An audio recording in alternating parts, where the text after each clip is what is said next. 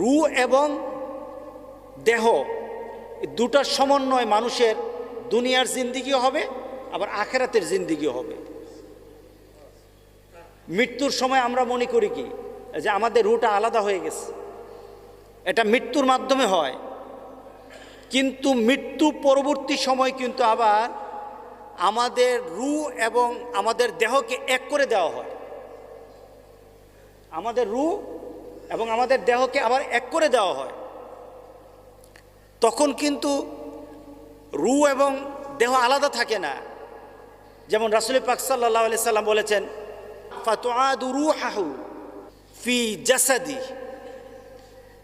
মানুষকে যখন কবরে রাখা হয় তখন রূহটা তার মধ্যে আবার ফিরিয়ে দেওয়া হয়।